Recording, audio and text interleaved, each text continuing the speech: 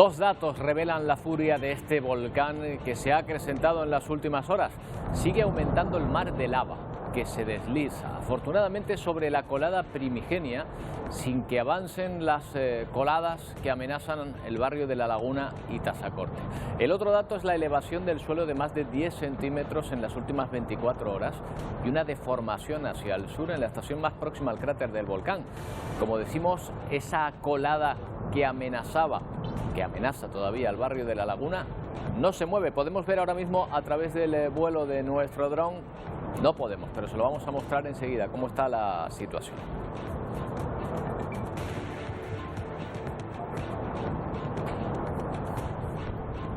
¿Qué tal? Buenas tardes. Los expertos no saben cuánto va a durar esta erupción, pero tienen claro que no terminará mañana.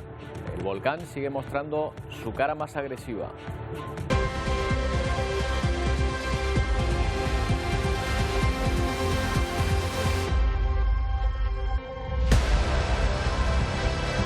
Tiene el frenesí eruptivo en que parece haber entrado el volcán desde este domingo, cuando colapsó parte de la estructura del cono, aunque por suerte la lava recorre espacios que ya había devastado en un principio.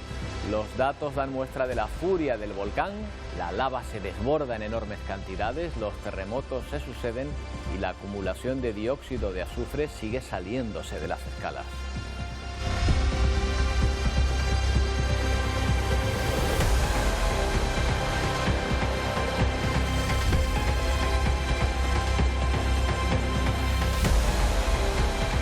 Bueno, y todo esto en un día que no es un día cualquiera, porque hoy conmemoramos otra erupción que al lado de este se ha quedado ya muy pequeña, pero que era la que la mayoría guardaba en su memoria, en la memoria colectiva. Un 26 de octubre de 1971 entraba en erupción el Teneguía.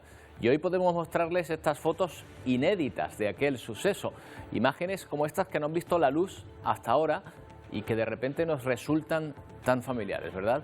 Las obtuvo el fotógrafo Félix Urquijo Grijalva. Estas 5 diapositivas habían quedado sin revelar y gracias a su hija, Elvira Urquijo, las podemos mostrar ahora. Se puede comprobar cómo la erupción es calcada a la que estamos viendo ahora mismo, aunque el cono nos resulta más pequeño quizá en comparación con la erupción actual.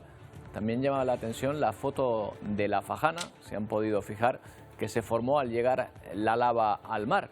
Esa foto aérea fue tomada a bordo de un DS-3 sobrevolando la zona eruptiva, pese a las nubes de ceniza y todas las precauciones que hay que tomar. Evidentemente, en aquella época, ahí tienen la foto a la que nos referimos, no había drones.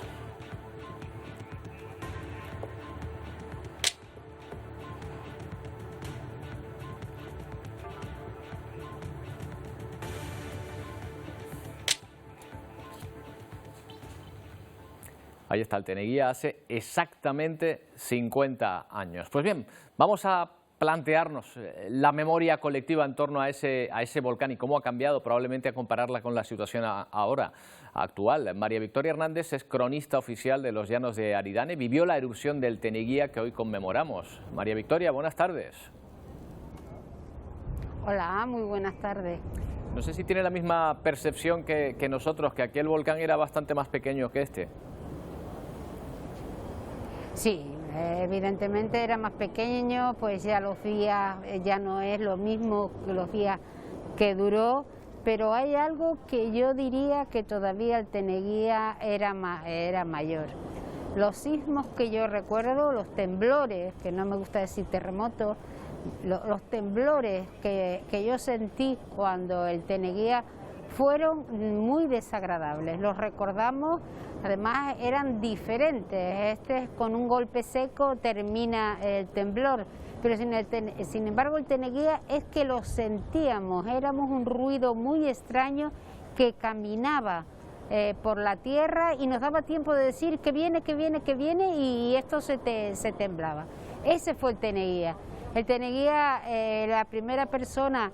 Y además quiero tener un recuerdo sobre él, Octavio Santos, hermano de Juan José Santos, tan querido en La Palma, murió hace muchos años Octavio, fue digamos que el cronista del volcán Teneguía, y él escribía en la crónica del día siguiente que había nacido en el banco o no, en boca de Teneguía, y recuperaba el topónimo prehispánico. Ese topónimo prehispánico, ya Carmen Díaz Alayón se refiere a él como que ya lo recogía en 1774 y había perdurado. Probablemente, quizás, si el Teneguía no se le llega a poner el nombre, que además durante 2 días la prensa lo llamaba San Evaristo, hasta que Fuster y Teleforo Bravo, más los periodistas, entre los que estaba Gilberto Alemán y muchos más, decidieron que se llamara Teneguía porque había una norma internacional que era el lugar más próximo donde hubiera nacido el volcán. Y había un monolito por allí precisamente que tenía ese nombre, ¿verdad? Sí, sí, bueno, el Roque Teneguía es un yacimiento arqueológico de primer orden. Allí estaban nuestros prehispánicos palmeros, pues con sus ritos al sol y a la luna, dejándonos esos magníficos grabados en piedra que ojalá pudiéramos traducirlos y saber qué es lo que quieren decir. No encontraremos nunca un grabado igual que en las cazuelas de barro, no encontraremos nunca 2 iguales. El Roque Teneguía mantiene, y hay una planta descubierta por Sventeniu también en ese mismo lugar. María Victoria, en todo caso, aquella erupción también se vivió de una manera muy distinta. Claro, hay que tener en cuenta que surgió más cerca del mar y que pues afectó a una zona menos habitada y de menos problemas. Y eso que hay que contabilizar, que 2 personas murieron a consecuencia de los gases, una oficialmente y otra que se pudo comprobar después. Sí, hay dos fallecidos que creo que me parece muy bien que los nombres para en fin, de solicitar que descansen en paz. Fueron los gases y ya apagado el volcán, creo recordar lo que dio el resultado de que el fotógrafo Felipe Nicomedes Acosta, que era natural de Todoque, el tan célebre y lamentable Todoque, fallecieron a consecuencia de la erupción del volcán Teneguía. El Teneguía fue otra cosa, allí no había nada, la gente viene por aquí, especialmente los peninsulares, y dice, bueno, que la montaña, es que las montañas, por ejemplo, los conos volcánicos del Valle de Eridanes fueron formados por volcanes, ahí no había nada. Y el Teneguía nos dio una posibilidad, nos enseñó lo que eran los volcanes, y además yo entiendo, sin ser científica, que Cumbre Nueva es, digamos, es un volcán desde hace 5 siglos que estamos los castellanos aquí, que fue conquistada la isla, porque siempre se van repitiendo continuamente. Sí. Pero yo me imagino la gente del volcán de San Juan lo que debió sufrir, porque habían perdido la memoria de lo que era un volcán. 237 años antes había sido el del Charco, en 1712. Y bueno, pero lo que pasó es que hubo muchos movimientos sísmicos desde el 36 al 49, hubo muchos movimientos sísmicos y nuestra gente empezaron a saber a recuperar la memoria del pueblo sobre lo que era el volcán. Pues el Teneguía tuvimos la suerte de que ya estaba la carretera de la cumbre hecha. En el San Juan era una sola carretera y todo era por el puerto de Tazacorte. Bueno, pues María Victoria, ahí está la memoria de esa otra erupción que recordamos desde luego de una forma más distinta, y por lo pronto un volcán que teníamos en la memoria colectiva como un acontecimiento enorme, y fíjese que se ha quedado pequeño comparado con este. Vamos a ver qué es lo que ocurre. Gracias, María Victoria. Gracias a ustedes, y que pare ya, es lo que pedimos los palmeros. Pues aquí tenemos los dedos cruzados para que de verdad eso suceda, pero por el momento parece que no va a ser así. En todo caso, el Teneguía es un emblema de la isla de La Palma, y más concretamente Mónica Gómez, de ese municipio de Fuencaliente.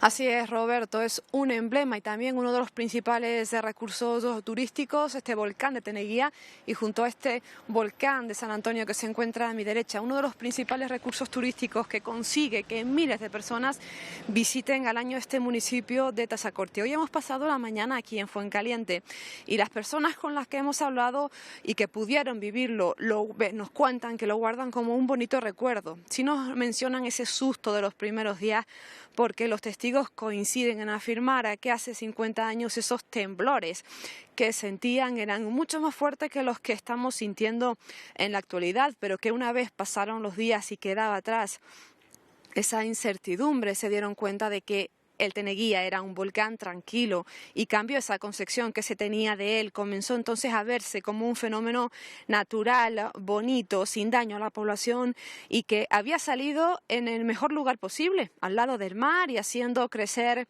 en la isla bonita. Nada que ver con esta historia, con esta efeméride que hoy está cumpliendo 50 años, nada que ver con lo que es otra historia que nosotros les estamos viniendo contando desde la isla bonita desde el pasado 19 de septiembre. El nuevo volcán de Cumbrebieja ha demostrado ser mucho más agresivo, más dañino y también más largo. Atrás quedaron ya esos 24 días que duró la erupción del Teneguía, también en cuanto a la cantidad de materia emitida, que también supera con creces este nuevo volcán al Teneguía. Bueno, pues ahí está, esa zona que hoy conmemoramos. Mónica, una cosa, ese volcán de San Antonio, es justo el que nos acabas de enseñar, ¿verdad? Porque la verdad es que ahora, y a ti seguro que te pasa lo mismo, lo vemos de otra manera. Porque claro, lo comparamos con lo que estamos viendo y nos damos cuenta de cómo surge la cantidad de energía que hace falta y el proceso que ha llevado a que ahora mismo esté ahí.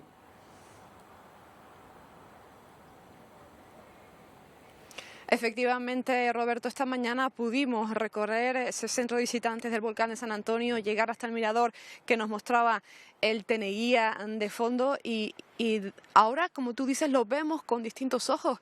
Estamos aquí, lo vemos y nos parece bonito. O sea, cuesta pensar, ahora mismo, cuesta pensar que algún día podamos ver con los mismos ojos a este volcán de Cumbrebieja, al nuevo volcán de Cumbrebieja que ahora mismo está en erupción en la zona del Paso y que tanto daño está haciendo. Cuesta mirar, creo que cuesta mirar, no sé, como palmera te lo estoy contando, Roberto, que algún día podamos mirar con ese cariño con el que miramos al Teneguía a este nuevo volcán que está erupcionando y que tanto daño nos está haciendo a los palmeros y especialmente a ese Valle de Aridane.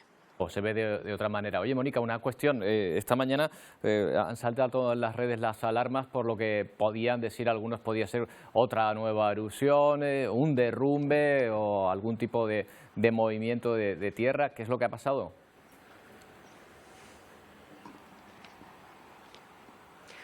Pues aparecían unas fotografías que captaban humo sobre el mar en la zona de Los Charcos, aquí próximo en Fuencaliente, pero confirmaban que se trataba de un pequeño desprendimiento en la zona costera, que el alisio llevaba ese polvo hacia el mar y hacían primero asustarse, pero nada, después confirmaban que era un pequeño desprendimiento. De hecho, desde el Comité Técnico de PEVOLCA nos han dicho que se ha mandado una patrulla de la Guardia Civil para comprobar que todo está bien, pero nada, un pequeño desprendimiento. Recordamos todos que esta zona de Fuencaliente y de Mazo es la que mayor número de sismos está registrando desde que comenzó esta erupción volcánica y que es normal que se produzcan estos desprendimientos. Gracias, Mónica. Bueno, pues ahí está. Si ustedes han visto en sus redes sociales esa imagen, pues que sepan que probablemente corresponde a un desprendimiento, un pequeño derrumbe sin consecuencias. En ningún caso ha habido otra época eruptiva, ni en una erupción, ni nada por el estilo. Bueno, en un momento volvemos a hablar del Teneguía, pero nos vamos a fijar ahora en otra cuestión. Vamos a fijarnos en lo que está pasando ahora mismo en Cumbrebieja. Juana Vegas es científica del CSIC. ¿Qué tal, Juana? Buenas tardes. Hola, buenas tardes. Bueno, mantiene el volcán ese frenesí eruptivo en el que ha entrado desde el pasado domingo prácticamente, ¿verdad? Sí, todos los indicadores muestran que la actividad está plenamente activa y que el volcán está emitiendo lavas y además también la fase más piroclástica con esa emisión de esas columnas de cenizas y de lapillis. Y una cantidad de lava mayor que la que había emitido hasta ahora también, o esa es la sensación también a juzgar por los gases, por el dióxido de azufre que se está midiendo, que se sale de las escalas prácticamente.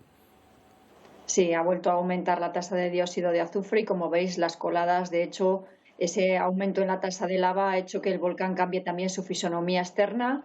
Se colapsaron varios de los centros de emisión que tenía el volcán en días anteriores y ahora la distribución de las bocas eruptivas ha cambiado completamente, se abrieron por la base del cono y eso es fruto también de que la fractura ya lleva muchos días con esa emisión de lava y sobre todo la fase más explosiva que tiene el volcán, con lo cual también ha hecho modificar un poco ese conducto eruptivo.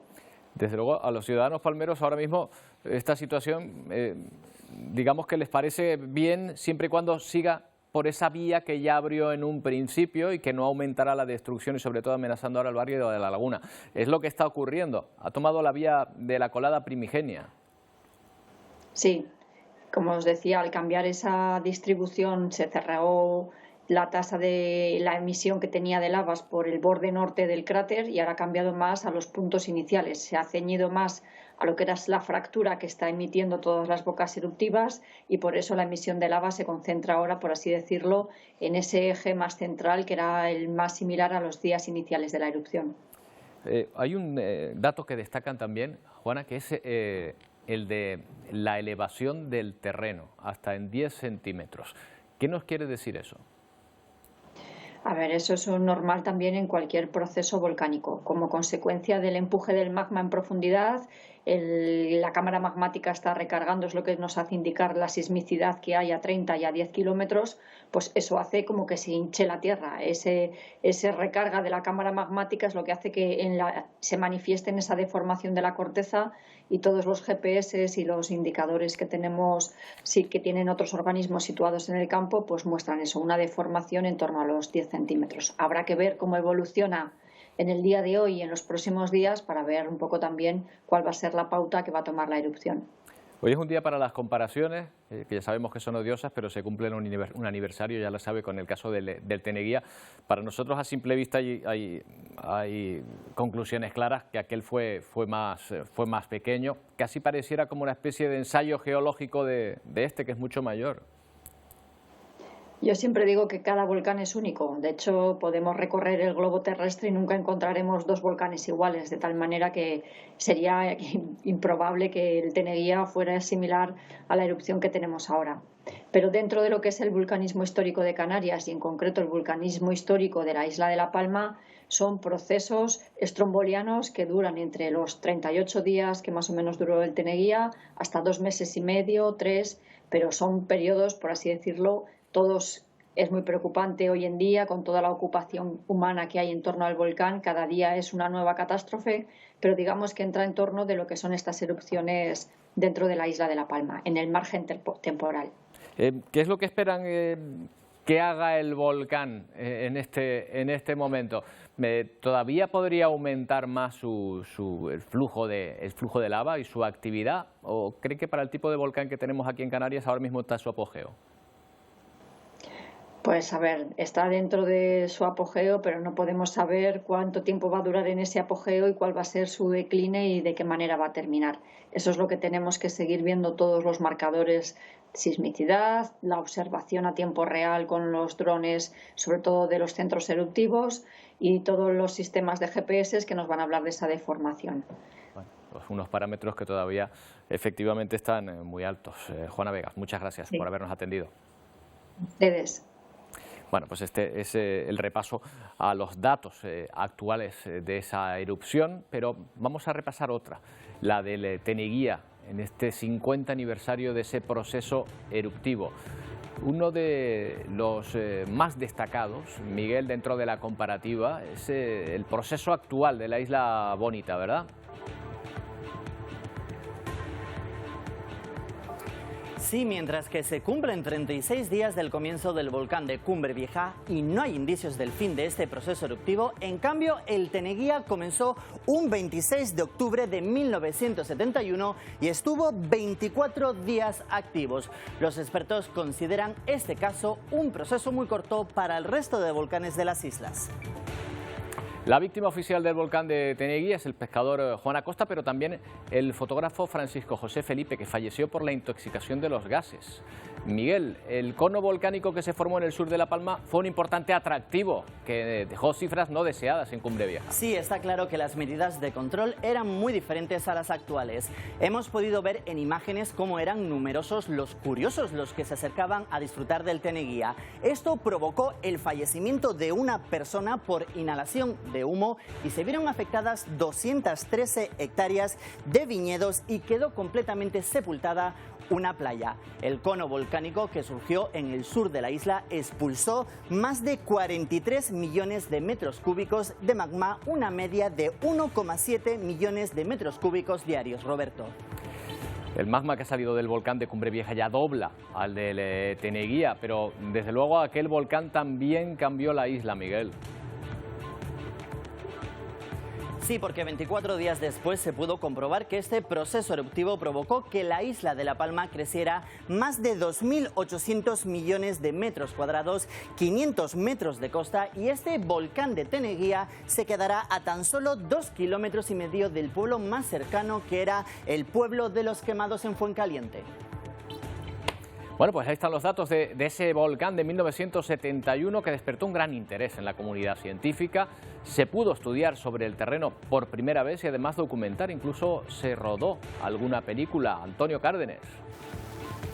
Sí, Roberto, ¿qué tal? Dio para mucho aquella erupción. Se produjo hace 50 años, como nos ha contado Miguel, y casi en la punta sur de la isla de La Palma, una zona de esa isla en la que el daño y el riesgo para las personas era mínimo. Vamos a apoyarnos en cine, vamos a fijarnos en una de esas películas que comentabas para analizar algunos aspectos de esa erupción. En este largometraje documental, La erupción del Teneguía, diario de un volcán, dirigido por Ismael Palacio y José Luis Sánchez, con guión del científico José María Fuster, que se desplazó hacia La Palma. También aparece lo primero que me gustaría destacar, es que nos fijásemos, Roberto, en eso. Esto es el Copérnicus de la época, son las coladas como hacemos ahora con Cumbre Vieja. Según esta película, así fue como se extendió la lava por toda esa zona durante esos 24 días que nos comentaba Miguel. Como decíamos, la erupción atrajo a científicos canarios y también de otros puntos de España. Hablamos de un puñado, nada que ver con la actualidad. Vamos a verlos ya en las siguientes imágenes. Algunos ni les dio tiempo de llegar a La Palma porque cuando preparaban ese viaje desde Madrid, la erupción terminó. Aquí vemos algunas imágenes de ese momento. Fíjense cómo van caminando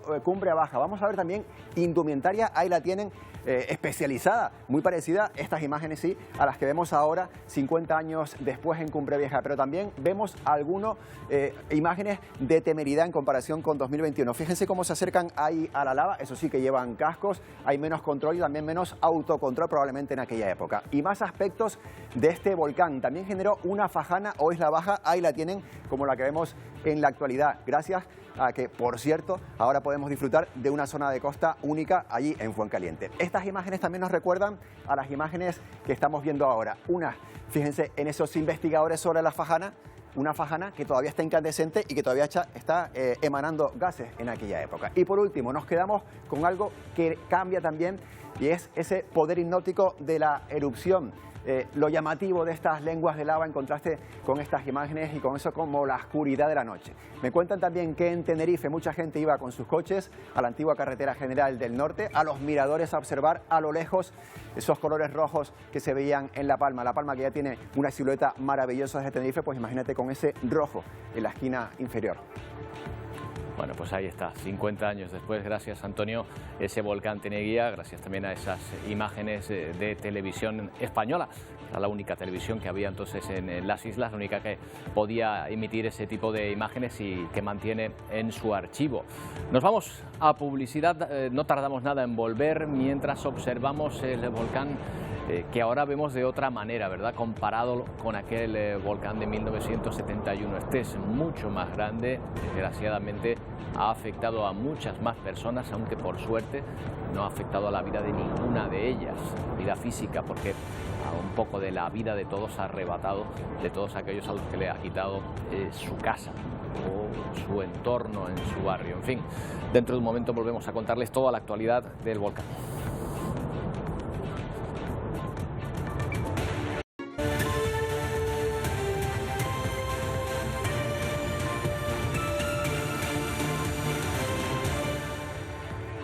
3:27 de la tarde de esta jornada de día 26 de octubre en el que conmemoramos otro volcán. Hoy hace 51 años que el anterior volcán a este que están viendo, el de Teneguía, entraba en erupción. Y hemos hecho algunas comparativas. Este por lo pronto es mucho mayor y ha afectado a la vida de muchísimas más personas, aunque por suerte aquel que dejó finalmente una víctima oficial en un primer momento y una segunda reconocida posteriormente, pues por suerte este no ha provocado víctimas personales, no ha provocado víctimas en este sentido, y esto es de agradecer. Sin embargo, los daños son enormes, muchísimo mayor en este volcán todavía sin nombre, que ha entrado en una especie de frenesí activo desde el pasado domingo y que está arrojando una enorme cantidad de lava, afortunadamente, como venimos diciéndoles durante esta tarde, por los canales de la colada primigenia, es decir, no está afectando nuevos terrenos y está circulando toda esa enorme cantidad de lava, todo ese río de lava hacia el mar por la primera colada prácticamente con la que llegó hasta la Fajana en el mar, en la costa de Tazacorte.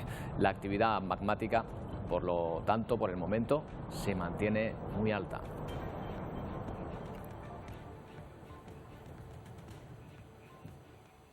Pues bueno, y una curiosidad que hoy hemos visto en el periódico El Día, una imagen más amable de este volcán.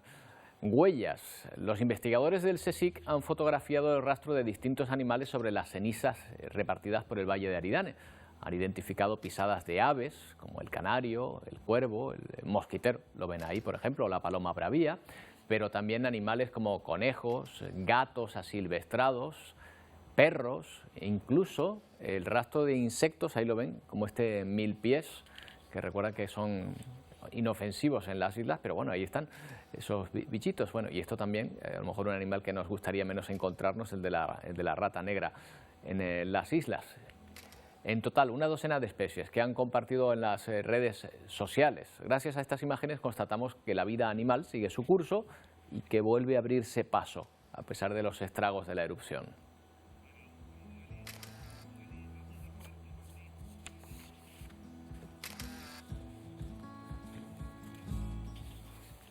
Bueno, en el caso del Teneguía fueron 24 días de erupción, hoy se cumplen 38 de esta que nos ocupa. 38 días en los que se han transformado los llanos de Aridane, también evidentemente la vida de sus vecinos. Lo comprobamos, por ejemplo, Magali Cáceres, en ese barrio de Tajuya donde te encuentras. Pues sí, Roberto, muy buenas tardes. Aquí ha cambiado literalmente la vida, ya no solo en este entorno, sino en todas las Islas Canarias, porque en el día precisamente en que todos tendríamos que estar pensando en ese 50 aniversario del Teneguía, estamos mirando a otro volcán que se mantiene sin muestras de agotamiento, porque sigue soltando por esa única boca hoy gran cantidad de piroclastos y también de gases y mucha cantidad de ceniza, aunque eso también lo hemos notado, se ha reducido esa enorme columna de humo que nos ha venido acompañando días anteriores, que en ocasiones ha llegado a superar los 3.500 metros.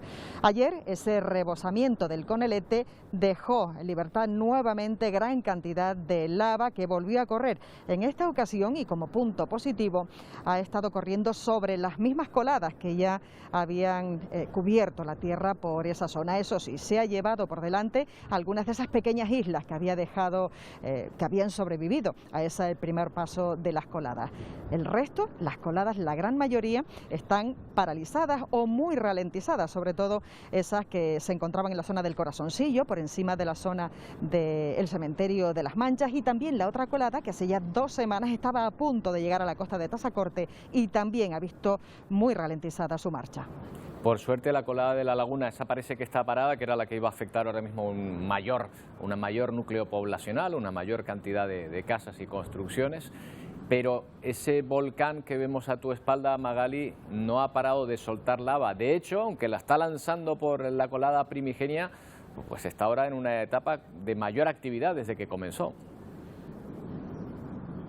Desde luego, hoy ha mostrado, Roberto, una agresividad muy grande desde primera hora de la mañana. Ayer, por ejemplo, mostrábamos un volcán totalmente diferente. La orografía cambia por minutos. Ayer mostrábamos unas impresionantes 4 o 5 chimeneas que al unísono soltaban gran cantidad de lava. Hoy, a esta hora, es tan solo una, pero es mucho más ancha. Sigue soltando gran cantidad de lava que, como decías, va sobre todo a esa colada primigenia, pero por lo menos no está alimentando esas otras coladas que preocupaban mucho más, como esa de la laguna, que como te decía está bastante ralentizada, y las otras, la que está por la zona de San Nicolás y también sobre la zona del cementerio en Corazoncillo.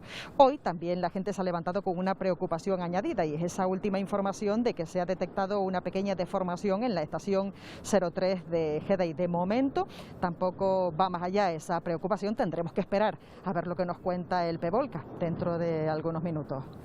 Efectivamente, es una estación más al sur del actual cono volcánico y la más cercana precisamente a ese cráter, ese volcán. Gracias, Magali. Nos siguen llegando datos del impacto económico de esta erupción. Al menos 1.071 personas han solicitado ya el ERTE específico. Se trata de trabajadores o empresas afectadas directamente por el volcán.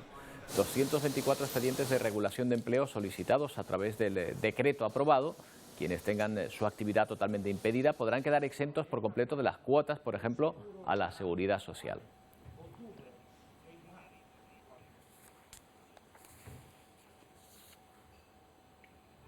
Vamos con los datos que nos va dejando hasta el momento esta erupción, este proceso eruptivo. Nacho Cabrera, cuéntanos.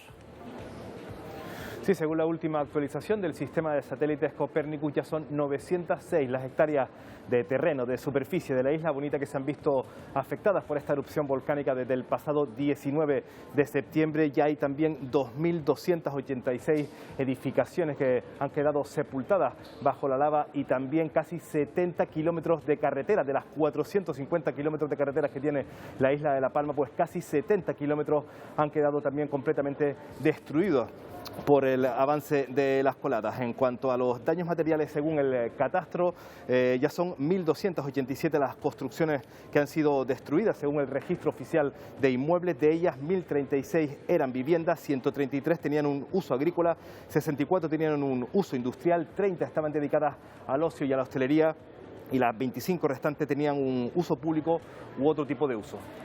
Y hablamos también del agua desalada para regar las fincas en la zona de Puerto Naos. Nacho, segundo pozo abierto. Sí, hace una semana se lograba abrir el primer pozo, se lograba perforar el primer pozo que surtía de agua a la primera desaladora. Pues bien, ayer se lograba abrir esa segunda boca de agua. Ese segundo pozo era perforado con una calidad de agua suficiente y un caudal suficiente para poder abastecer a la segunda desaladora. Durante toda la jornada de hoy se están llevando a cabo los trabajos, las tareas para entubar ese pozo con la segunda desaladora, y se espera que comience también a ponerse en funcionamiento cuanto antes. Hasta el momento ya han sido inyectados a la red de riego 4.300 metros cúbicos de agua para abastecer a esas 450 hectáreas de cultivos que tan necesitadas de agua están. Efectivamente, porque este volcán, entre otras cosas, también ha destrozado todas las infraestructuras hidráulicas que daban servicio a esa parte de la isla. Ese muro de lava no solo ha impedido el paso de las personas, el tráfico habitual, sino también ha destrozado pues todas las infraestructuras, entre ellas las de agua. Y el Teneguía, volvemos a hacer comparativas con aquel volcán, con aquel proceso eruptivo en este 50 aniversario que cumplimos hoy. Provocó daños materiales en una zona prácticamente despoblada, que claro, convirtió aquel acontecimiento de la naturaleza en un espectáculo visual, que hoy recogemos además en algunos testimonios.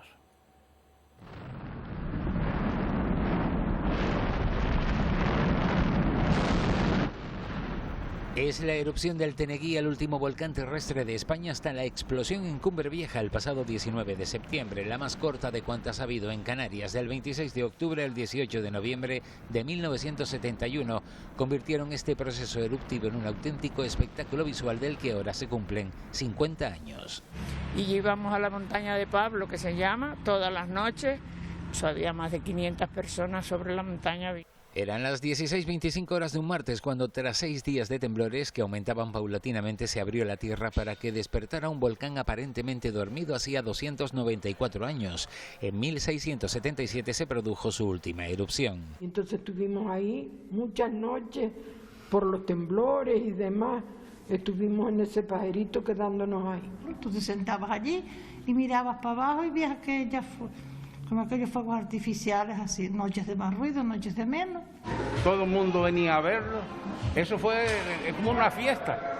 Así lo recogió la prensa regional, nacional e internacional. Se hizo eco de un acontecimiento geológico que atrajo a cientos de curiosos y, por supuesto, reunió en torno a la zona afectada por la lava a científicos que con los medios de aquella época trataban de estudiar esta erupción en la que el rápido despliegue de medidas de protección civil mantuvo a salvo a los allí presentes.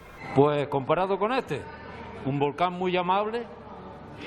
La verdad que hay que hacerle un monumento al Teneguía, porque fue un volcán muy amable. La erupción creó un paisaje de un valor convertido en atractivo de la isla, declarado monumento natural por la Ley de Espacios Naturales de Canarias. Jaime Coello es presidente de la Fundación Telesforo Bravo. ¿Qué tal, Jaime? Buenas tardes. Muy buenas tardes. Jaime, en el caso de Telesforo Bravo, fue testigo directo de esa erupción. Bueno, y tengo entendido que fue también quien propuso el nombre del Teneguía, ¿no? Efectivamente, entre Alfredo Hernández Pacheco y Telesforo Bravo, que fueron dos de los primeros geólogos en llegar a la zona afectada por la erupción, fueron los que propusieron el nombre del Teneguía, sobre todo porque respondía a un topónimo anterior al roque de Teneguía, que es un roque fonolítico, de tipo fonolítico de color blanco, que resalta muchísimo en ese picón de color negro o granzón, como se dice aquí en La Palma, de los alrededores, y precisamente como ya existía el roque de Teneguía, ellos propusieron un poco para evitar también esa costumbre de los nombres de los santos, porque precisamente tocaba el día de San Evaristo y era un nombre que no les gustaba demasiado, pues entonces propusieron ese nombre de Teneguía, que es un topónimo aborigen, un topónimo propio de la isla de La Palma de los benaguaritas, ¿no? Desde luego la memoria colectiva ahora mismo, sobre todo comparado con este volcán o con este proceso eruptivo, sitúa aquel volcán como un volcán amable, como un proceso eruptivo vistoso, casi como un espectáculo, ¿no?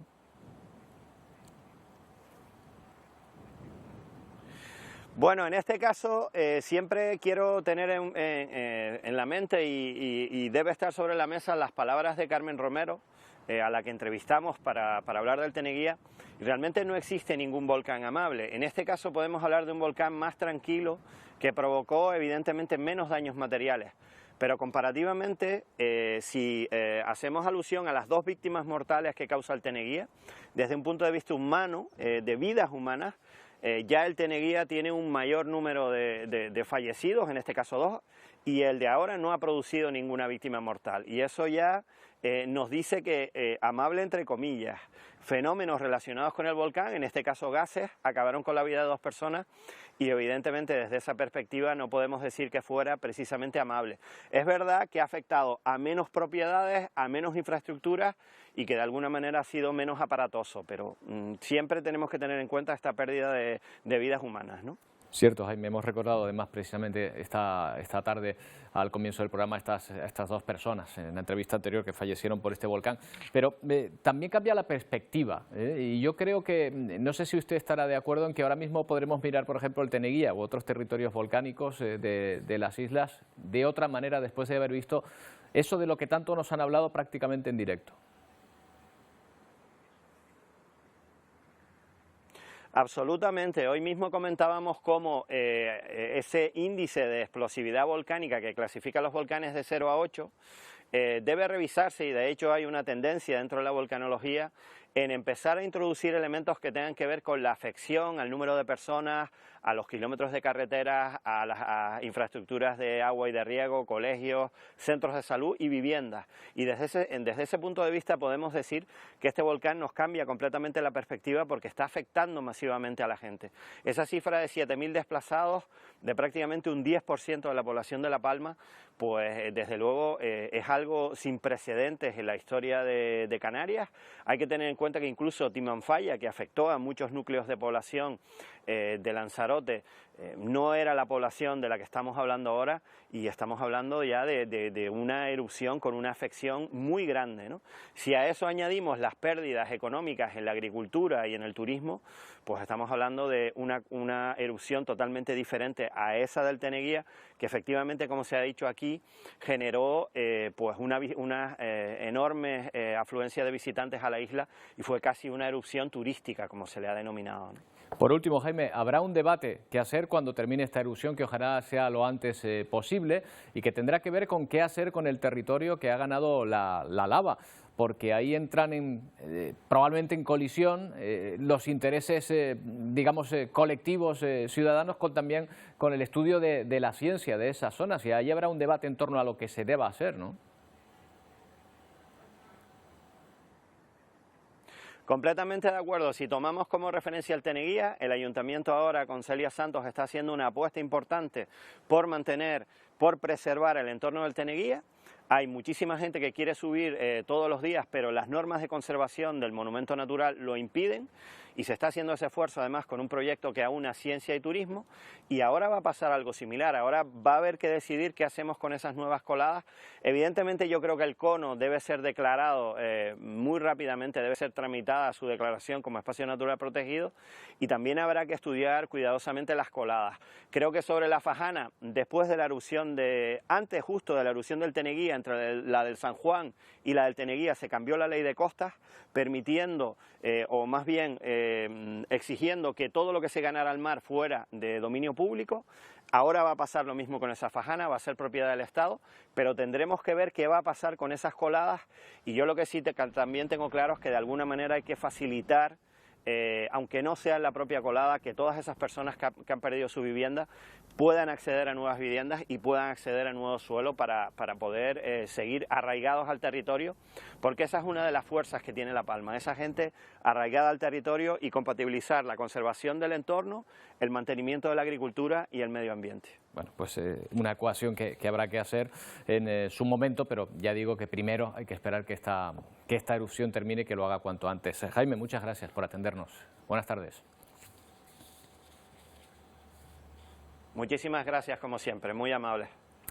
Bueno, los científicos afirman que este volcán de Cumbre Vieja es la erupción más importante de Europa en los últimos 75 años, en términos de emisión de azufre y en cuanto a los daños materiales ocasionados. A pesar de todo ello, insisten en que el volcán actúa dentro de la normalidad.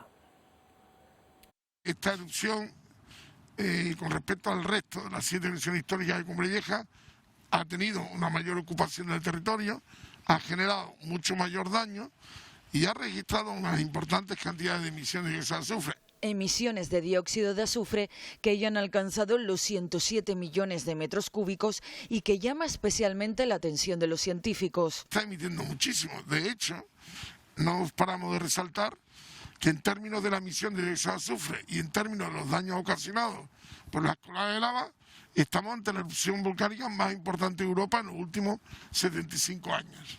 Y resaltan el aumento de energía que ha experimentado el volcán en los últimos días. Pulso de energía que lo podemos realmente valorar en esas 50.000 toneladas de dióxido de azufre que emitió durante el día de ayer, en la innumerable cantidad de sismos sentidos que ayer hubo, y también en la amplitud del tremor volcánico. La amplitud del tremor volcánico ayer fue bastante alto. Aún así, afirman que el volcán se comporta dentro de la normalidad. Bueno, La Palma sigue recibiendo ayuda, ahora con la erupción de Cumbre Vieja. La más necesaria, evidentemente, es la económica. Los primeros días se abrieron varias cuentas bancarias para que los ciudadanos aportáramos nuestro granito de arena a través del cabildo de los ayuntamientos. Vamos a comprobar, Isiar, ¿cuánta ayuda ha llegado hasta ahora a la isla de La Palma?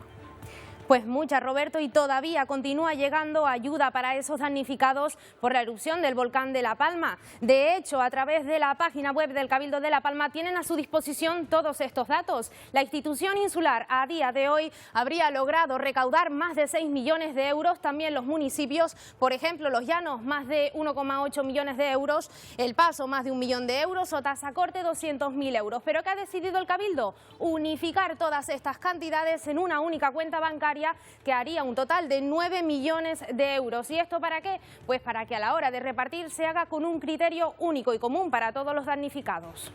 Bueno, pues acabas de hacer mención a la pregunta del millón. ¿Se sabe ya cuándo y cómo se va a repartir toda esta ayuda? Pues según fuentes del Cabildo de La Palma, la ayuda comenzaría a recibirse a partir de la próxima semana. Al principio tenían pensado esperar a que terminara la erupción del volcán, pero al final la opción elegida es a partir de la próxima semana, y después de evaluar la situación de cada afectado, pues se procederá a repartir ese dinero. Y recuerden, porque a su disposición tienen el código de Bizum para realizar esas donaciones a esa cuenta bancaria, y también 2 cuentas bancarias a la que pueden ingresar esos donativos, como decimos, para ayudar a esa isla bonita que lo está pasando tremendamente mal. Venga, pues ahí está esa forma de ayudar. Gracias, Isiar. Y vamos a ver también cómo está la situación ahora mismo. Creo que tenemos unas imágenes en directo, además de ese vuelo de dron que está sobrevolando en estos momentos la colada que amenaza, que ya ha llegado a penetrar en algunas zonas del barrio de La Laguna, ese barrio de los Llanos de Aridane, en el que entró la colada plenamente amenazado por esa lava, donde se ha parado la actividad, y ojalá se quede así y no avance más. Ya ven la cantidad de casas que hay en la cercanía de esa colada, de esa lengua que se dividió en dos en un momento dado para volver a unirse en una y empezar a tomar un sentido más hacia el sur de la montaña de La Laguna. Digamos que ese sería el itinerario que menos daño haría, ya lo saben ustedes, si cogiese por el otro lado de la montaña de La Laguna la afección a viviendas, a fincas, a terrenos, pues sería mucho mayor. Pero ven cómo está todavía la lava humeante, probablemente esté llegando algo de aporte de lava, pero no la suficiente como para que avance, y la lava se ha quedado pues entrando en una de las vías principales. Estábamos hablando el otro día precisamente en esa zona de los 4 caminos donde estaba entrando la lava, donde había entrado la lava, y que quedaba, ahí lo ven, prácticamente al lado de su iglesia. El punto más reconocible para quienes hayan estado en este lugar, en este barrio de La Laguna, ahí lo ven, la iglesia con esas letras que señalaban la llegada de La Laguna. Es un lugar muy habitual, ya se baja desde Tajuya de camino a Tazacorte, y esa carretera, una de las carreteras principales que atraviesa este barrio y que ahora está tomada por la lava.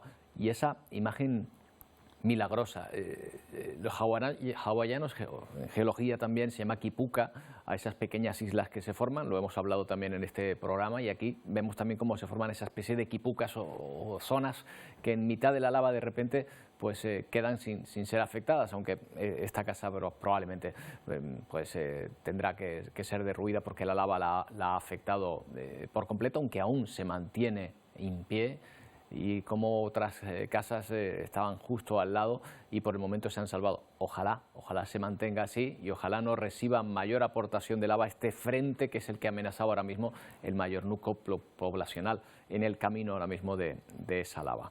Una pausa y volvemos.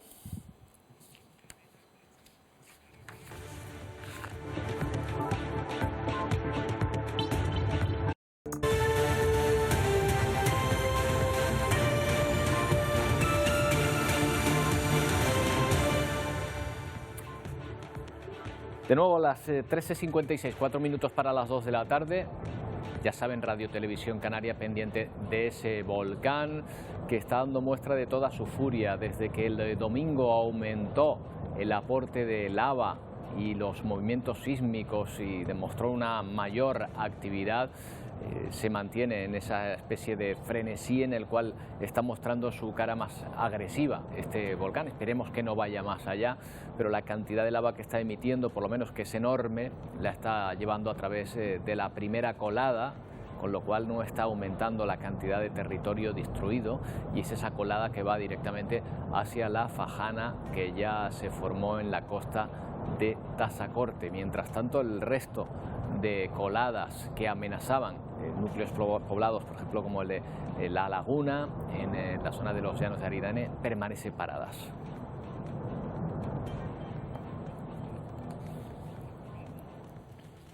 No dejamos de mirar al volcán, pero hay otros asuntos que han quedado ocultos por esta erupción y que no dejan de ser noticia. Miren, la evolución de la pandemia de COVID que está sufriendo cambios en los últimos 14 días, con un repunte en la incidencia acumulada en el conjunto de España de 6 puntos, son 46 casos por cada 100.000 habitantes. La misma tendencia la encontramos en el archipiélago. El 15 de octubre la incidencia rozaba los 30 casos y ahora ha subido hasta 42. La esperanza de que la tercera dosis de refuerzo frene el aumento de víctimas mortales está sobre la mesa. Después de Pfizer, la Agencia Europea del Medicamento aprueba la administración de la tercera dosis con Moderna. Todo para intentar frenar el aumento de contagios en el continente con la mirada puesta en la expansión de la variante Delta Plus. Europa es la única región donde los contagios aumentan en la última semana, un 7% en el viejo continente frente a la caída de casi un 20% en el resto del planeta. Mientras, la Comisión Nacional de Salud china ha confinado varias ciudades del norte del país por rebrotes. El gigante asiático reporta 43 infecciones en la última jornada. En Venezuela, 11 millones de estudiantes han podido regresar a colegios y universidades después de más de un año. El gobierno asegura que el 56% de la población ha sido inmunizada. No estamos seguros de las condiciones, pues, de la seguridad. Y ya es hora de que se incorporen con el protocolo de bioseguridad. Bajo el lema "Mi cuerpo, mi decisión" o "No al mandato de vacunación", miles de trabajadores han recorrido las calles de Nueva York. Están en contra de la ley que les obliga a vacunarse contra la COVID-19 para poder seguir ejerciendo su profesión. El alcalde de Nueva York anunció la semana pasada que todos aquellos que no presenten el certificado vacunal pueden ser suspendidos de empleo y sueldo. Bueno, pues un asunto que ya decimos que ha sido tapado en parte por la actualidad del volcán, lógico que así sea, pero que no deja de ser noticia. Amos García, jefe de sección de Epidemiología y Prevención, ¿qué tal? Buenas tardes. Hola Roberto, un placer estar con ustedes. Buenas tardes. El placer es nuestro. Bueno, vayamos por partes, comencemos por la efectividad de las vacunas. Ahora resulta que si me he vacunado con Moderna, ¿puedo ir más tranquilo por la calle que si lo he hecho con Janssen? Vamos a ver, lo importante no es con qué nos hemos vacunado, sino que nos hayamos vacunado. Eso es realmente lo importante. La vacuna de Janssen, la vacuna de Moderna, la vacuna de Pfizer, la vacuna de AstraZeneca, son vacunas que tienen garantizada una eficacia rotunda frente a las formas graves complicadas de la patología, ¿no? de la enfermedad, de la COVID-19. Si bien es cierto que hay algunas de las vacunas que entendíamos que con una dosis era suficiente, la evidencia científica está demostrando que en estos momentos la eficacia es buena, pero que en el futuro podría descender y que por lo tanto habría que dar una dosis de refuerzo. Eso es algo que se está estudiando en varios países, en el nuestro también, que es posible que se solucione en esta semana y que se indique la conveniencia o no de recibir una dosis accesoria a los vacunados con Janssen en un periodo de tiempo que ya se definirá.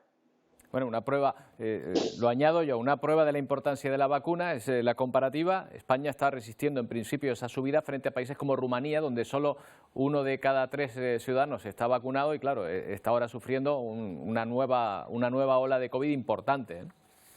O del mismo país, como países donde la falta de adherencia a la vacuna es importante en ciertos sectores, como ocurre en Estados Unidos, un país muy desarrollado, pero que sin embargo tiene una bolsa de personas que están en contra de la vacunación, que están haciendo difícil el control de la pandemia en ese territorio. Afortunadamente en nuestro país las coberturas vacunales que tenemos son espléndidas, a pesar de este pequeño repunte que hemos tenido, que todavía no es significativo y que conviene estar tranquilos. Ya veremos cómo cómo va evolucionando, pero en función de que tenemos muy buenas coberturas vacunales, entendemos que la evolución va a ir razonablemente en lo que es un ejercicio de adaptación de la pandemia en estos momentos.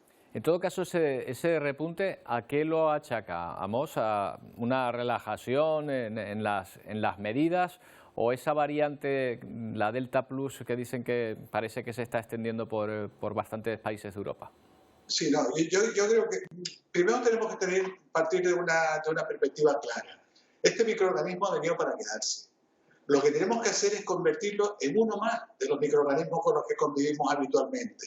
Y eso pasa necesariamente por quitarle la carga dramática, la carga dolorosa que ha venido acompañando a la pandemia. Es decir, quitarle los ingresos en hospitales, los ingresos en UCI, los fallecimientos. Y esto lo vamos a conseguir con la vacuna. Pero vamos a seguir teniendo casos de esta enfermedad. Vamos a seguir teniendo casos. Por varias circunstancias. En primer lugar, porque todavía no tenemos cobertura prácticamente de toda la ciudadanía y todavía un porcentaje relativo de personas que deben de vacunarse, y al mismo tiempo porque los nuevos casos e incluso los nuevos brotes que vayan a estar apareciendo van a estar claramente ligados a los espacios cerrados, donde no haya buena ventilación, donde convivan muchas personas, donde no se use la mascarilla y donde no se respete la distancia física. Son en esos ámbitos espaciales donde vamos a seguir conviviendo con brotes. Y esto va a ser así, y hay que ser conscientes de eso. Pero afortunadamente estos casos, estos brotes, posiblemente no tengan la carga terrible, dramática, con la que hemos tenido que convivir hasta ahora. Claro, los que somos ignorantes nos preguntamos, caramba, si ya se ha desarrollado, y no una vacuna, sino varias, ¿por qué tarda tanto un tratamiento? Porque esa combinación ya sí que sería magnífica contra la enfermedad. Sí, no, desde luego. Hay varias líneas de intervención ya abiertas, hay estrategias de anticuerpos monoclonales muy positivas, muy válidas.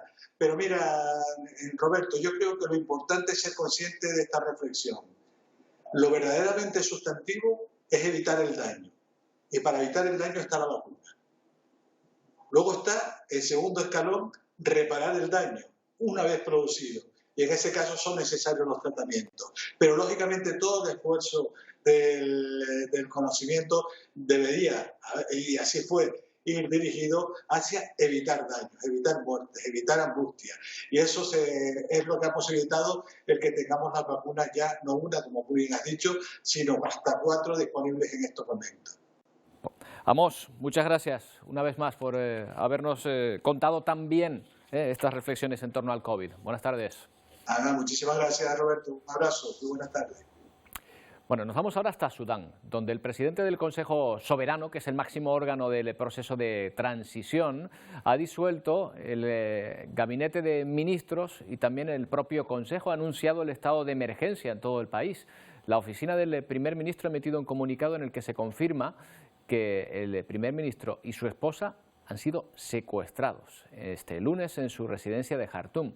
Los militares asumen ya el poder y se intensifican los enfrentamientos en las calles. Tras 3 años de transición democrática, Sudán vuelve a ser tomada por los militares. Los enfrentamientos en las calles continúan mientras el ejército impone la violencia. Al menos 3 personas han muerto y decenas de civiles han resultado heridas durante las protestas contra el golpe militar. Los civiles aseguran que las Fuerzas Armadas atacaron a los manifestantes con granadas paralizantes, para más tarde disparar con munición real. Estaba de pie para proteger la barrera y el ejército me disparó en la pierna frente al cuartel general militar. Estábamos protegiendo las barreras. Eso es lo que pasó. La comunidad internacional condena el golpe militar y pide el restablecimiento social. La Unión Europea está muy preocupada por las fuerzas militares de Sudán. Según los informes, el primer ministro Hamdok bajo arresto domiciliario y por la detención de otros miembros de la dirección civil, e instamos a su rápida liberación. También hemos visto los informes de cortes de teléfono e internet en Sudán. Hacemos un llamamiento urgente para que los medios de comunicación sin restricciones lleguen a los necesitados. La violencia y el derramamiento de sangre deben evitarse a toda costa. El secretario general condena enérgicamente el golpe de Estado militar y todas las acciones que podrían poner en peligro la transición y la estabilidad de Sudán. Pide la reconstitución inmediata de los arreglos de gobierno previstos en la Constitución. Esta situación pone fin al proceso de transición democrática. Sudán es el cuarto país africano en este 2021 que sufre un golpe de Estado después de Chad, Mali y Guinea. Bueno, y hay toda una emergencia humanitaria en Haití, ya lo saben, miles de ciudadanos tratan de salir de su país, de entrar en Estados Unidos, lo han intentado durante todo este mes de septiembre, caravanas de estas personas llegaban hasta las inmediaciones de Texas. Las autoridades estadounidenses han informado de que más de la mitad han sido expulsados al tratar de entrar de forma irregular en el país. Desde Washington, más información, Sofía Pisani. Tras un septiembre convulso marcado por la avalancha de inmigrantes haitianos que llegaron hasta las inmediaciones de la frontera de Texas con Estados Unidos, las autoridades estadounidenses informaron que ese mes expulsaron a más de la mitad, es decir, un 53% de los detenidos al intentar entrar a territorio estadounidense de manera irregular por la frontera sur del país. Esto según informó la patrulla fronteriza, quien además dijo han sido regresados bajo el título 42. En total, en septiembre hubo 102.600 encuentros de la patrulla fronteriza, de los cuales la mitad fueron regresados a sus países. En su informe, el comisionado interino de la patrulla fronteriza, Troy Miller, destacó la labor de los funcionarios de la agencia, de quienes dijo han sufrido la tensión asociada con operar durante una pandemia global que se ha cobrado demasiadas vidas entre el personal de primera línea. Los republicanos, por su parte, también han criticado fuertemente el manejo de la inmigración por parte del presidente y de la administración del presidente Joe Biden, a quienes achacan haber echado abajo las duras políticas de su predecesor, el expresidente Donald Trump. Desde Washington, Sofía Pisani, de La Voz de América para Televisión Canaria. Y un grupo de escritoras noveles procedentes de Venezuela se han propuesto crear una fundación literaria para aportar sus conocimientos y ayudar a otras mujeres como ellas. También quieren dedicarse al mundo de la literatura. Están repartidas por varios países, una de ellas está aquí en Canarias. En Panamá, en Chile, Gran Bretaña, Venezuela o aquí en Canarias. Todas ellas tienen en común que son venezolanas que han escrito obras de autoayuda bestseller en Amazon y que quieren compartir con los demás su experiencia. Han comenzado a forjar una fundación con la idea de ofrecer charlas, talleres y apoyo en general para todas las escritoras que quieran dar el paso y adentrarse en su primer libro. Ir a las cárceles, ayudar a la mujer, ¿sabes lo importante que sería ir y llevar un poquito de luz, de conocimiento, de nuestra experiencia, dar charlas de motivación a las mujeres en las cárceles? 11 mujeres empoderadas y repartidas por el mundo, conectadas a través de Internet y con un único objetivo. Ya que vimos la oportunidad de reunirnos, esa red de mujeres a nivel mundial, y hacer un impacto literario en el mundo, pues todas nosotras pues somos valientes, luchadoras, tenemos en común que somos escritoras con libros bestseller, que a pesar de todas las dificultades que se nos presenta estar en un país y ser emigrante en otro país, pues tomamos la firme decisión de ser fuertes. El proyecto tendrá su sede en Panamá y aunque de momento está en pañales, ya tienen idea de acudir a encuentros literarios de carácter internacional. Bueno, volvemos de nuevo a la actualidad de la erupción del volcán de La Palma, con una erupción que presenta signos de seguir adelante. De hecho, está en su apogeo, por lo menos si lo comparamos en todo este tiempo lo que ha ocurrido. Fíjense, por ejemplo, esa tremenda explosión en esta imagen en directo que estamos viendo. La verdad es que es llamativa la forma, la velocidad y la altura que está adquiriendo ahora mismo esa columna piroclástica que podemos observar. Esas explosiones, casi diríamos que está teniendo mayor actividad que como lo estábamos viendo hace unas horas, y ya estaban advirtiendo los científicos que estaba arrojando una cantidad enorme de lava al terreno, eso sí, circulando, insistimos, por encima de la primera colada. Ojalá se mantengan en esta situación. Entre los signos que demuestran que la situación va a permanecer así están los sismos, los microsismos que se siguen reproduciendo. Ahora mismo ha habido uno de 4,3 registrado en la zona de Mazo. También la deformación del terreno en algunas zonas, eso da cuenta de la presión de todo ese magma sobre el suelo. Hay zonas en torno al volcán que se han elevado ya 10 centímetros y además de la profusión de lava también la acumulación de gases, sobre todo dióxido de azufre, que es también uno de los parámetros que se emplean para saber si se está emitiendo mucha lava y si queda todavía mucha por emitir. Y ya decíamos esta mañana que la escala de dióxido de azufre era altísima. Esos son los parámetros que nos vienen a decir que ahora mismo la erupción está en su apogeo y que no tiene visos de parar a corto plazo.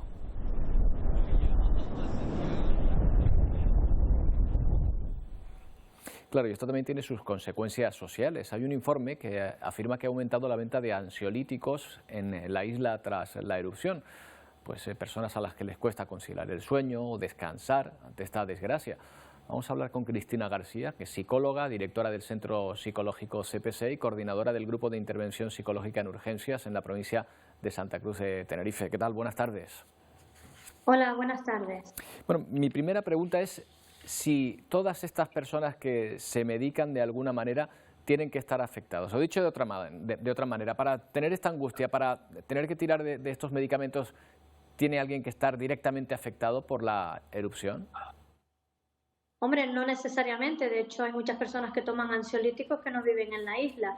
Pero sí es verdad que los afectados llevan más de un mes con el estrés y con la ansiedad del volcán, incluso antes de erupcionar, ¿no? Ya pues estaban las noticias y nos estaban informando de a cuántos kilómetros iba la lava, iba ascendiendo, y por lo tanto pues ya llega un momento en que gestionar eso pues es complicado, ¿no? Y pues necesitan el recurso pues sanitario, el médico, de tomar ansiolíticos para poder descansar, para poder pues minimizar en estos momentos la situación con la que ellos están viviendo, ¿no?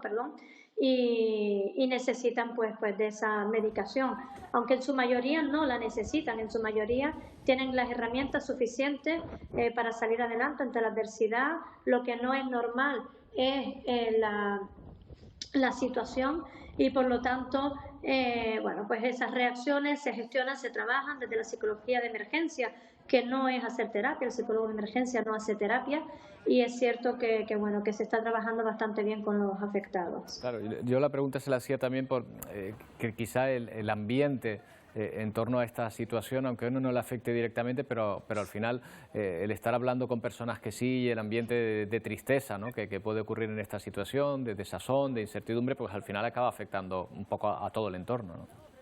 Sí, sin lugar a dudas. Es decir, los afectados están en las emergencias en distintos niveles, ¿no? Está el afectado en el nivel 1, que es el propio afectado, ¿no? El que su casa pues ha sido devastada, el que han tenido que ser evacuados. Luego están los afectados de segundo nivel, que son pues sus familiares y sus conocidos. Y en tercer grado están los equipos intervinientes, ¿no? De hecho, incluimos también a los periodistas, pero todo lo que es en los cuerpos y fuerzas de seguridad, todos los voluntarios, pues las personas que están interviniendo serían en tercer lugar, en tercer nivel, y en un último nivel, en el cuarto nivel, pues estaría lo que es el resto de la sociedad. El hecho de que pues estemos viviendo también desde fuera la situación, pues también nos afectan, y es verdad que hay personas que no cuentan con herramientas suficientes y pues tienen que tirar al final de ansiolíticos, incluso aunque no estén viviendo en la isla, sino pues por la información que les está llegando, las imágenes que les están llegando y todo lo que al fin y al cabo conlleva el volcán en estos momentos. Cristina, dice usted que tenemos normalmente las personas herramientas suficientes para luchar contra situaciones como esta. Dígame algunas, ¿qué recursos tenemos principales? Pues mira, el saber desconectar, la capacidad de relacionarnos, las habilidades sociales, las habilidades comunicativas, Hay personas que tienen en su mochila cargadas buenas herramientas individualizadas por la experiencia que han vivido anteriormente y por lo tanto saben que han podido salir de esa situación y eso les fortalece para saber que de aquí pues también pueden salir. Estamos trabajando con duelo en estos momentos, desde el minuto 1. El duelo no solamente es la pérdida de un ser querido, de un familiar, es cualquier tipo de pérdida, una ruptura sentimental, un puesto de trabajo y en este caso pues han perdido su vivienda, pues muchos de los evacuados la han perdido, hay otros que no, y por lo tanto el trabajar individualmente, no hay palabras mágicas, no hay herramientas mágicas, sino que tenemos que trabajar bajo la situación individual de cada una de las personas, incluso no solamente con la familia, sino individualizada. No es lo mismo trabajar con un menor que trabajar con un adulto o trabajar con una persona mayor, ¿no? Si es verdad que, como decía, trabajamos los primeros auxilios psicológicos, intervenimos y abordamos esas primeras reacciones ante la situación, pero no hacemos la terapia. Ya la terapia será a posteriori, pasado un tiempo, que no todas las personas lo van a necesitar, pero sí es verdad que otras pues sí que van a tener que pedir esa asistencia psicológica para poder sobrellevar la situación que han vivido durante tanto tiempo. Claro, y seguro que también cuando esta situación termine, pues esa incertidumbre cese y también será otro escenario distinto y que seguro que va a ayudar a estas personas a salir adelante en lo que estén padeciendo esta situación. Cristina, muchas gracias por habernos atendido. Buenas tardes. Por hacerse eco de nuestra labor. Un saludo. El caso es que el destrozo y la repercusión económica de esta erupción nos recuerda a la que hasta ahora había sido considerada como una de las más devastadoras de Canarias, la que sepultó buena parte de Garachico en 1706. Hoy tenemos las imágenes de Copérnicus, las de la NASA, los satélites apuntando en La Palma, también los drones, pero hace siglos lo que teníamos era esto, la pintura. ¿A qué le suena este grabado? ¿A qué le suena este dibujo de Ubaldo Bordanova? Y que es muy parecido a lo que vemos en estos días. Bueno, pues un cronista de la época que plasmó de esta manera lo que vio en Garachico o cómo le contaron lo que había ocurrido en Garachico, en la isla de Tenerife. 7 coladas que cayeron sobre esa localidad, bien diferenciadas desde el volcán de Trevejos a unos 6-7 kilómetros montaña arriba. De las 7, la que provocó el mayor destrozo fue la que arrasó el puerto, el más importante de Tenerife en ese momento. La lava también modificó toda esa bajana o isla baja que hoy es Garachico.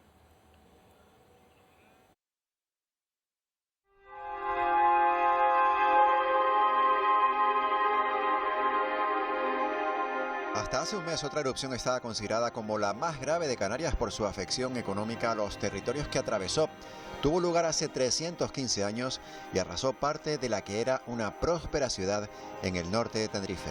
Pues aunque no lo parezca, estamos sobre una fajana o isla baja aquí en el Garachico. La última erupción en esta zona de la isla se produjo en el año 1706. La erupción del volcán Trevejos estuvo durante 40 días soltando lava, soltó más de 50 millones de metros cúbicos de material magmático y sepultó una extensión de 700 hectáreas, entre ellas buena parte de esta ciudad, la considerada como más próspera en aquella época en la isla de Tenerife, y también su puerto, probablemente el puerto más importante de Canarias. El escritor Carlos Acosta es nuestro anfitrión en este recorrido y nos cuenta el destrozo que provocó en el Tanque y también en Garachico esa erupción de arenas negras que se extendió desde el 5 de mayo hasta el 13 de junio de aquel 1706. Toda la parte que da a occidente, más hacia los hilos que hacia Ico, eso se lo llevó todo. Nos dañó la iglesia principal de Santa Ana, nos dañó el convento de San Francisco, hizo todo el daño que pudo en todas las casas que no eran casas cualesquiera, eran casas, verdaderos palacios, porque aquí estaba asentada la mayor parte de la aristocracia de la isla. Esta puerta de tierra era uno de los símbolos de aquella ciudad de principios del siglo XVIII. Por aquí entraba a Garachico y a Tenerife comercio procedente de América y de Europa, pero también la cultura y el progreso. Era justamente la puerta que dividía el océano de la tierra tinerfeña, pues el lugar tuvo una importancia capital. Como es lógico, un pueblo que vive por y gracias al puerto, el día que nos dijo adiós, pues terminamos todos de vivir de un modo u otro.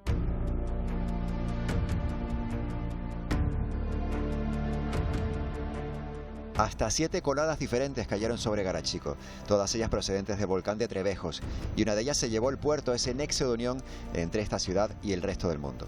Las coladas todavía son visibles ladera abajo en los alrededores de Garachico, pero como indica Carlos Acosta, la lava no pudo con todo el pueblo.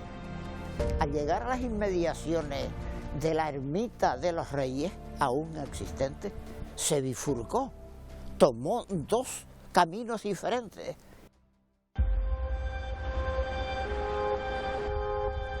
Y otro de los supervivientes de la erupción fue el castillo fortaleza de San Miguel. Al pie del Atlántico es hoy testigo de una de las consecuencias naturales positivas de aquel episodio. Es el Caletón, una mezcla perfecta entre lava y mar. Reconocido como uno de los principales atractivos turísticos de Garachico, es una zona de baño única formada por esas lenguas de Malpaís. Y más de 3 siglos después, así es hoy Garachico, una ciudad que a pesar de las dificultades pudo volver a levantarse tras una erupción.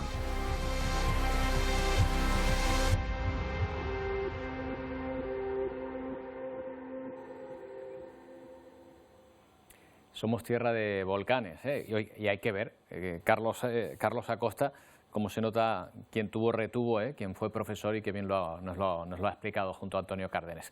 Bueno, rueda de prensa del PEVOLCA en estos momentos. Está hablando Miguel Ángel Morcuende, el director del PEVOLCA, que está dando los últimos datos sobre el volcán. Vamos a escucharlo. Ha dicho María José Blanco. Continúa la ligera tendencia a la deflación en todas las estaciones de la isla, salvo en LP03, es decir, vuelvo a repetir que es en las inmediaciones del volcán, donde está el volcán en estos momentos. Y tal y como les pongo ahí, pues hay un nuevo pulso que es importante, un nuevo pulso de deformación vertical de 10 centímetros. En estos momentos no hay señal de que haya bajado o que haya deflacionado el mismo. Tenemos unas emisiones, otra vez, muy elevadas de dióxido de azufre. Esto nos dice que el fin de la emergencia pues está lejos.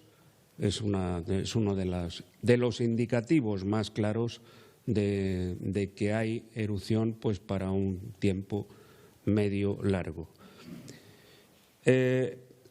El escenario atmosférico es similar al día anterior. Estamos hablando del régimen fundamentalmente de alisios, capa de inversión a 1.500 metros, buenas posibilidades de operatividad para el aeropuerto, no hay ningún problema o inconveniente para las operaciones, lluvias escasas o débiles y fundamentalmente en el norte y el noreste de la isla.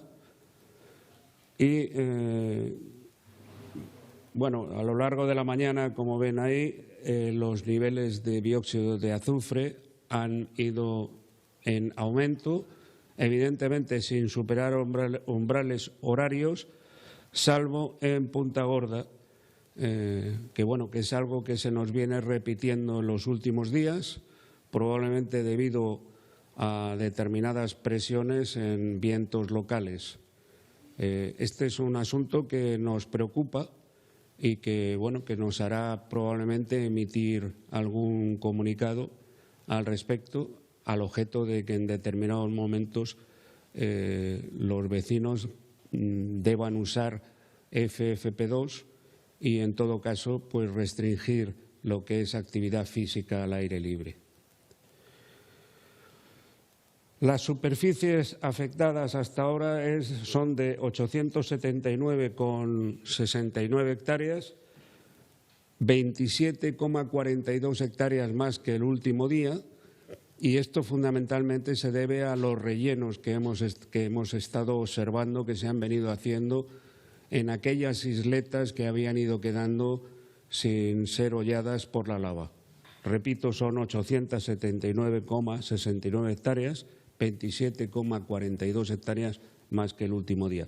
La anchura máxima sigue siendo de unos 2.900 metros, no ha cambiado entre las coladas más separadas en cotas inferiores, y se mantiene la distancia al mar de la colada 7, aproximadamente 130-120 metros desde el punto donde está ahora mismo el frente hacia el mar, teniendo en cuenta que al mar hay una parte que hay un cantil y después hay una isla baja. Esto es una foto para que ustedes vean cómo está la colada 8, fundamentalmente, que es la que vemos, digamos, en el plano central. La colada 8, que es la que se dirigía, porque está bastante parada, a la montaña de la laguna. Pueden observar que todavía queda un trocito del colegio de infantil y primaria de la laguna. Lo pueden ver, hay un tramo ahí azul que corresponde al patio del colegio, y a un solo edificio que hay ahí. Detrás justamente pueden ver el parque de bomberos, que todavía está en pie. Y como vemos, bueno, no se observa demasiado bien, pero justo la colada ha tomado como un rumbo suroeste. La parte más al frente ha tomado un rumbo suroeste, que prácticamente lo que va a tratar es de unirse con la colada 7. O por lo menos ese parece el destino más razonable. Pero también tenemos el problema pues de que si tenemos una carga suficiente... las conclusiones a las que está llegando el PEVOLCA en esta jornada, y insisten en lo que les estamos contando durante esta tarde, que según todos esos parámetros y todos esos datos que están recogiendo en las últimas horas, y vista la actividad del volcán, parece que todavía hay erupción para rato, aunque bueno, hay que esperar porque estos volcanes son imprevisibles, estos fenómenos son imprevisibles y podría cambiar de un día para otro, pero en todo caso los indicadores ahora mismo señalan que no está cerca de terminar el proceso. Por cierto, antes de acabar, una última hora, novedades en el caso de Jeremy Vargas, proporcionadas por la propia familia del menor desaparecido en vecindario hace 14 años. Dice la familia que ha recibido varias informaciones anónimas en torno al paradero del cuerpo del pequeño. La próxima semana comienzan las declaraciones de varios testigos tras la reapertura del caso. Verán esta noticia, más detalles también de la situación del volcán y otras cuestiones en Telenoticias 1 con nuestro compañero Paco Luis Quintana a continuación.